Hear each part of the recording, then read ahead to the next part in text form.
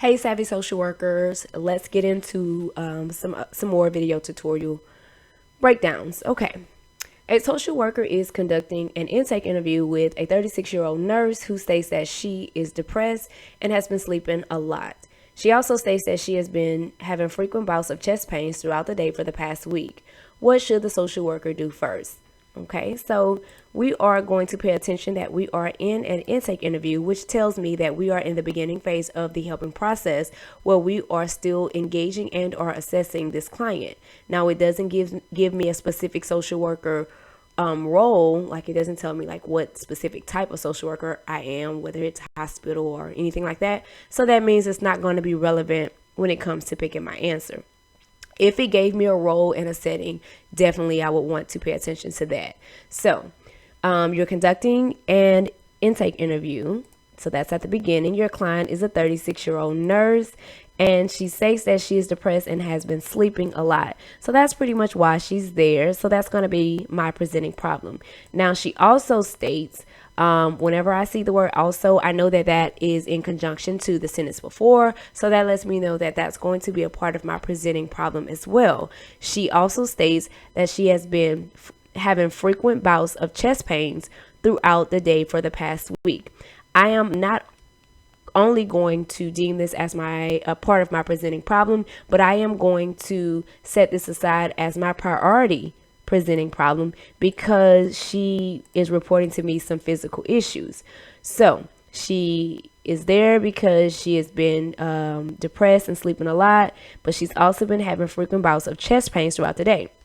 So what is the question asking of me, the social worker? It's asking me what should I do first, which I know means that the question wants me to do the most important thing about the priority issue, which is, in this case, the priority is the frequent bouts of chest pains. I know some people want to say that, oh, it's depression and she's been sleeping a lot. We can group it all into one. But I'm going to explain that a little more in detail as we go on. So looking for the first and or most important thing that we need to be doing about the priority issue in this situation. Also considering that this is an intake interview, which means the answer I choose has to be something that we would do in an intake interview. Let's go to the answer choices. Would I A, assess her depressive symptoms? Okay. If I am focusing on the fact that she is depressed and has been sleeping a lot, then the most important thing I would want to do is assess her depressive symptoms. But because I am prioritizing the fact that she's having chest pains over, these what seem to be kind of like mental or emotional issues here, the depression, I'm not going to do that first because I am prioritizing her physical first. So I'm going to eliminate that. Conduct a suicide risk assessment. Okay, so the client does say that she's depressed and has been sleeping a lot, but that is not a direct indication of her being suicidal. So there's nothing that's really sticking out to me that said, oh, she's suicidal, for me to prioritize that as the first thing to do. So I am going to eliminate this. Just because a person is depressed does not mean that they are suicidal all the time. Even though we know that depression can lead to suicide, it would have to have some more specific indicators, like maybe her saying something or some more specific symptoms outside of, just her sleeping a lot. Okay. So with the most important thing about the fact that she is having these frequent bouts of chest pains, because that's what I have deemed as my priority. So I focus on what the priority is. Would that be for me to refer her to see a medical doctor? Well, that definitely would address the priority issue. So I'm going to hold on to that one. D, explore the reasons for her depression. Okay, so exploring the reasons for her depression is not going to address that she's having some physical issues. Now, again, if I want to prioritize the fact that she's saying she's depressed and she's been sleeping a lot, then yes, I would probably want to, explore why are you depressed? But because I'm not prioritizing her depression, because again, nothing else says that, hey, this is a suicidal risk issue. I'm not going to prioritize that right now. She's telling me she's been having these frequent bouts of chest pains. And so that's a physical issue. And I mean, she could be having, something going on with her heart or anything, which could also be the reason why she's been feeling depressed and or sleeping a lot. So I definitely want to prioritize the medical or the physical issue first, which is why my red statement is the chest pains. Okay, so I know a lot of people will have an issue because this is the first question and they're like, oh well, we don't want to refer her first. I mean, we're conducting an intake interview, and so for that I tell people to go live in the moment and just think about it. If you're trying to conduct an intake interview with a client who is having chest pains or telling you that they've been experiencing some chest pains a lot, frequently, you don't want to ignore that. Yes, she's telling you that she's depressed or whatever, but honey, we want to deal with, these physical issues because we don't want you to have a heart attack or something physical happen, and again, that could be what's stimulating the cognitive issues. So we want to address that first, because if we don't address that, I mean, that could probably lead to her not even being here to be depressed, or to deal with that. And so you can definitely refer in an intake or in the beginning phases. I know a lot of people saying, oh, well, you got to assess first and gather more information or whatever. In most cases you do, but not when there's not when the root of the issue is a physical issue. And right now her priority issue is physical. So we definitely want to address that first. So the answer would be C. Due to the client's report of having chest pains, it is most important that the social worker refers the clients to be checked out by doctors who address those physical health concerns first, and then we can get into why she's depressed and what's going on with her depression. And again, that's primarily because there is nothing in here, and I don't want to add or assume, that indicates that she is suicidal. A social worker has been working with a client for several months who is having difficulties with choosing how to move forward in her career. After assessing her situation, identifying her situational barriers, and helping the client obtain information regarding different career options, the client is still unable to commit to making a decision about her career. What should the social worker do next? Okay, so we know that this is a clinical intervention question. They're asking what should she do next? So that means we need to pay attention to what is the last thing that the social worker already did. And if nothing is stated, then we're going to pay attention to the last thing that happened in the scenario in regard to the priority problem. Okay, so we know that a social worker has been working with a client for several months. So that tells me we are in the active stage of the helping process. So we're in the middle, because we've already been working with this client. And so her presenting problem is that she has been having difficulties with choosing how to move forward in her career. So that's why she's there. That's why we've been working with her.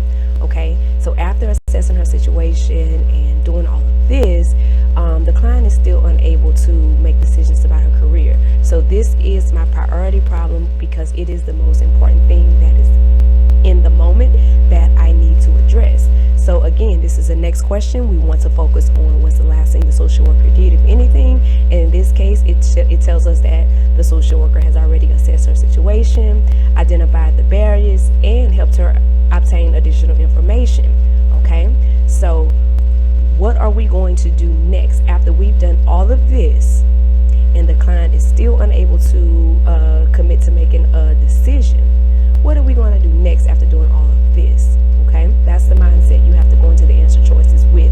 This is why it's also so important to have a breakdown of the scenario before you go and try to focus on or process the answers. Okay, so with the next thing after we've done all this in regards to this, because remember, we're trying to address the fact that she still is unable to make a decision.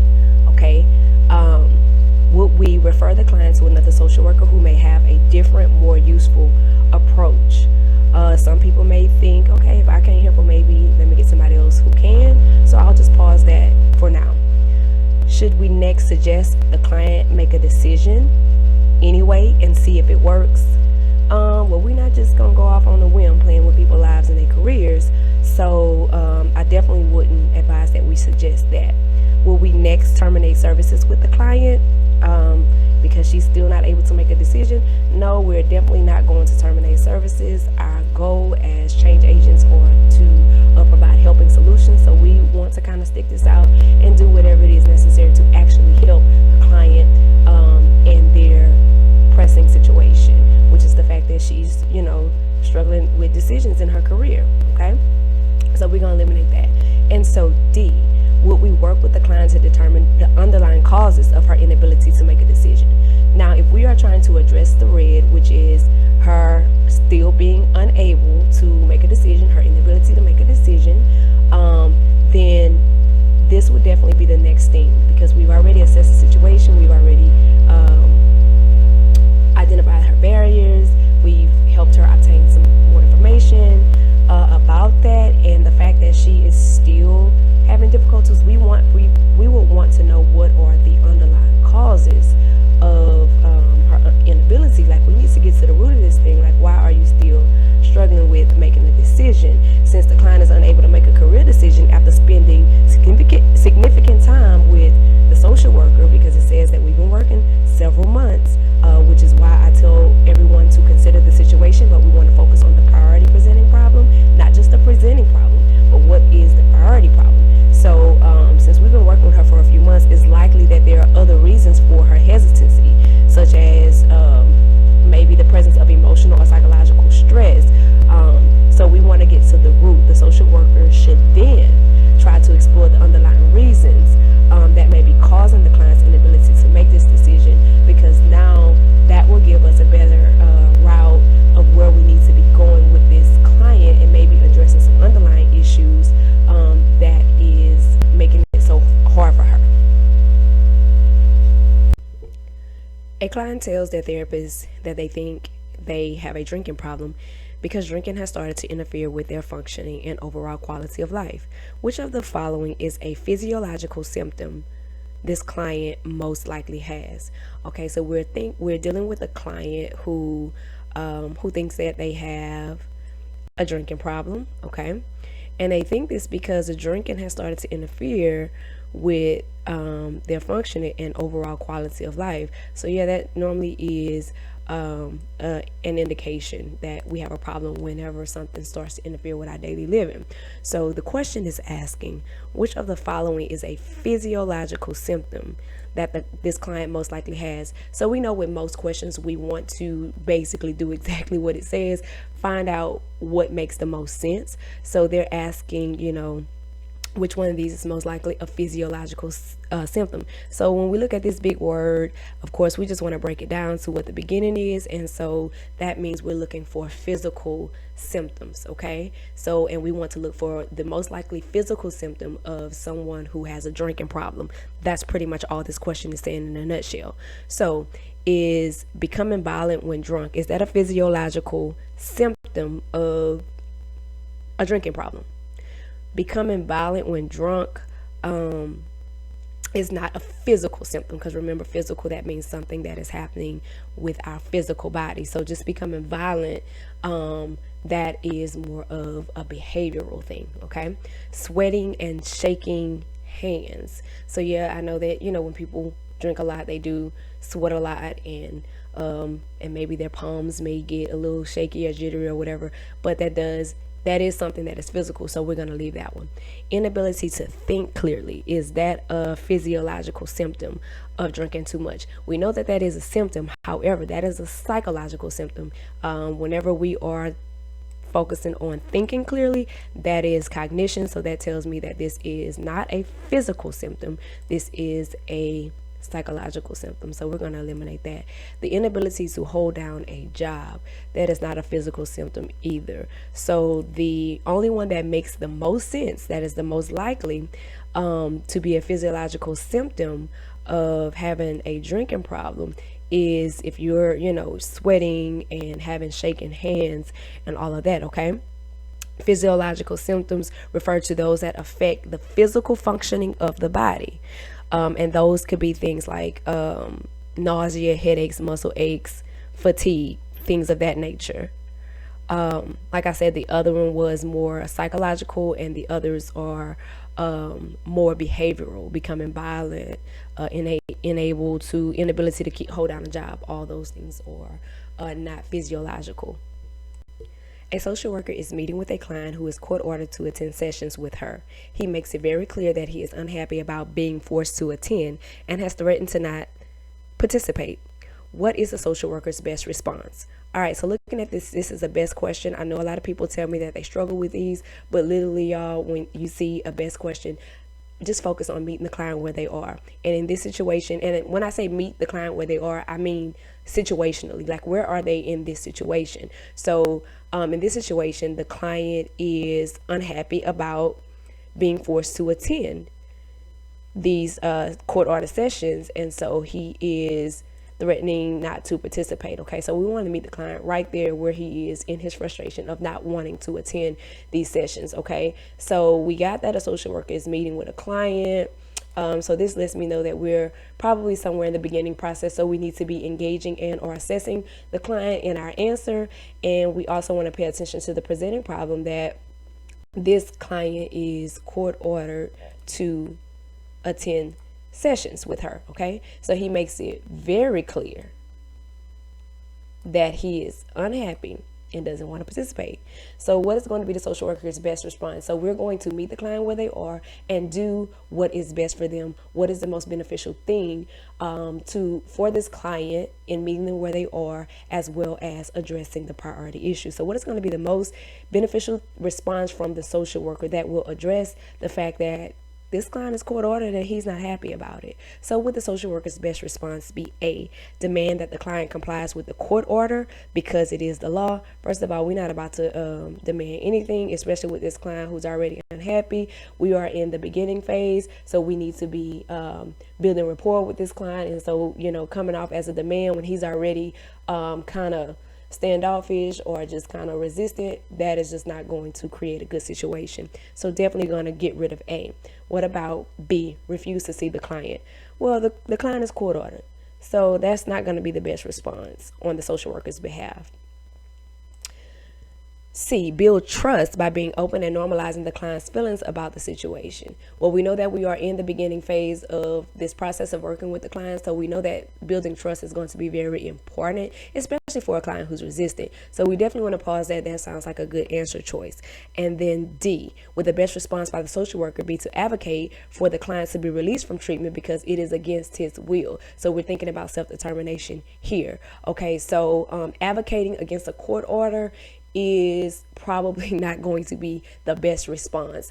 We advocate on behalf of a lot of things, but advocating against a court order is not something that we can absolutely not do, but it's definitely not going to be the best response in this situation. When we're dealing with involuntary clients, it is always a challenge. So the best approach is to be as open, honest, and direct as possible, and try to establish trust and enable compliance. Demanding based on, authority or saying, you court ordered will likely make the situation worse. Like I said, refusing to see him, it's not going to be effective, or it's definitely not a good response for the social worker. And like I said, we could advocate for the clients to be released from treatment, but there's still an opportunity in most cases to build a relationship with that client, which is the phase that we're in. So if he's court ordered, 9.9 times out of 10, he needs to be there. So let's try to focus on engaging the client and building trust by being open and, of course, normalizing his feelings to let him know that, yeah, we understand that you don't want to be here. I understand your feelings completely. And, just kind of get into it like that. And that's going to be the best response by the social worker. All right, y'all, this video is going to be extra special because a lot of people, and I mean a lot of people, are struggling with how to answer these Erickson questions whenever they are putting them in the form of a scenario. So we're going to kind of go through this, and I'm going to show you a simpler way that I have found to answer these types of questions to help you better understand and be more confident in the answer that you choose. Okay, so a social worker is working with a 25-year-old who has just graduated college and wants to move out of her parents' home, but is afraid of failing and having to move right back in with them. According to Erickson, this is an example of which unresolved psychosocial developmental stage.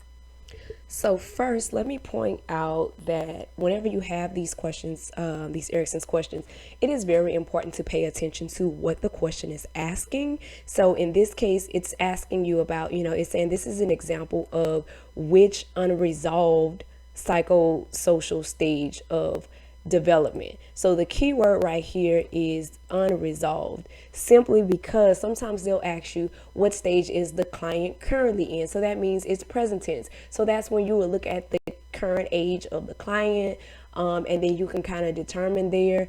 Again, just because there's an age, don't be so quick to just look at the age and pick the age that kind of associates with that stage, because it all depends on what the situation is and primarily what the question is asking you. In this case, it's asking which is an example of an unresolved psychosocial stage. So that means this could possibly be past tense as far as a stage that they have not resolved in the past. So looking at the age just out the gate, he's 25 years old, and so I know that that is the stage where intimacy versus isolation takes place. And so as you can see, that's not even an option here, and I did that intentionally just to show you that it's not always about the age. So intimacy versus isolation is not even an option, so we're going to have to find another way to figure out what is the right answer according to what this question is presenting. So in this case, a social worker is working with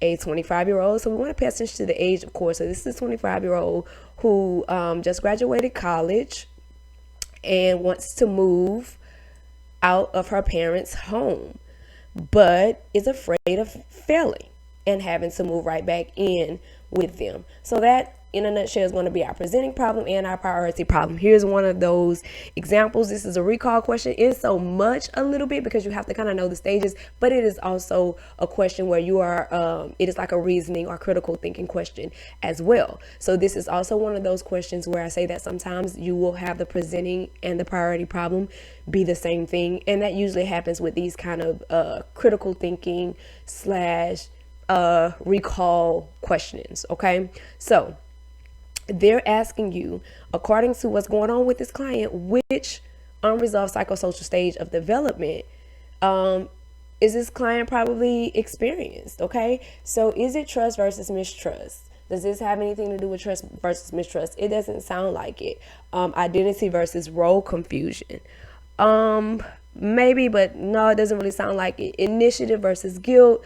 It probably does sound a little like initiative versus guilt. Autonomy versus shame and doubt. It probably does, or whatever. Okay, so I'm gonna just take you through the short way instead of trying to figure it out. Well, not the short way, the more simpler way. It may be a little longer. However, what I tell people is that these questions are usually two-part because the answer is two-part. So where you have trust versus mistrust, that is a two-part answer choice. So you need to break down the problem into two parts and match it up as such. So in this case, we have the priority problem. The first part of this problem is that the client just graduated and wants to move out of her parents' home. That is the first part of this problem. So take the first part of the problem and we're going to match it up with the first part of these answer choices and see if we can make it make sense. So is the fact that this client just graduated high school and wants to move out of her parents' home, is that a trust issue?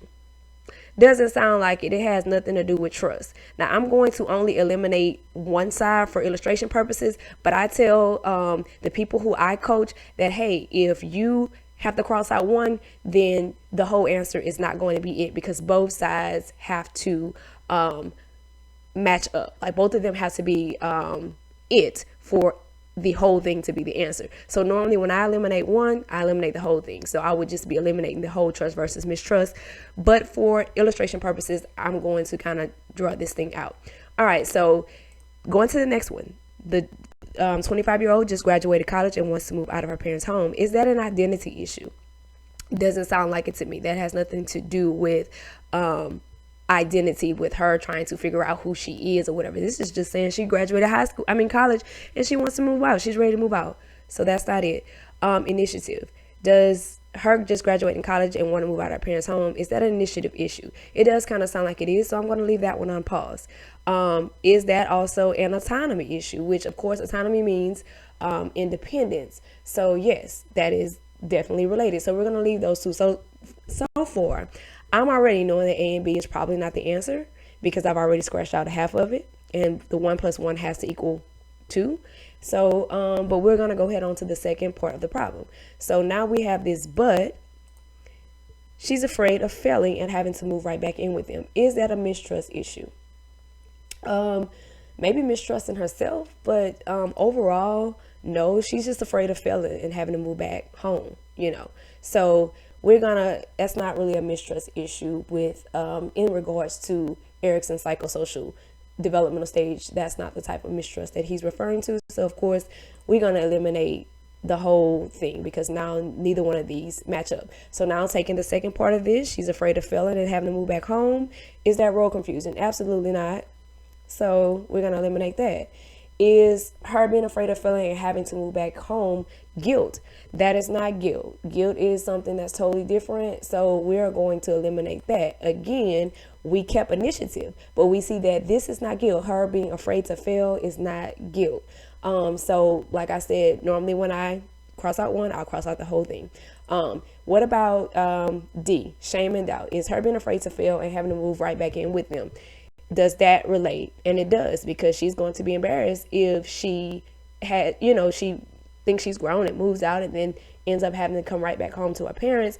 That is going to cause shame. And so that is also causing her to doubt herself or doubt her ability to move out and, be able to survive and be successful in society. So both of these are making sense. So I am almost certain that this is going to be my answer. Again, I am going to just go ahead and eliminate the whole answer of C simply because guilt didn't make sense. And like I told you, both have to make sense. So when you add this one to this one and you add this two to this two, the math has to math. And so her just graduating college is wanting to be independent.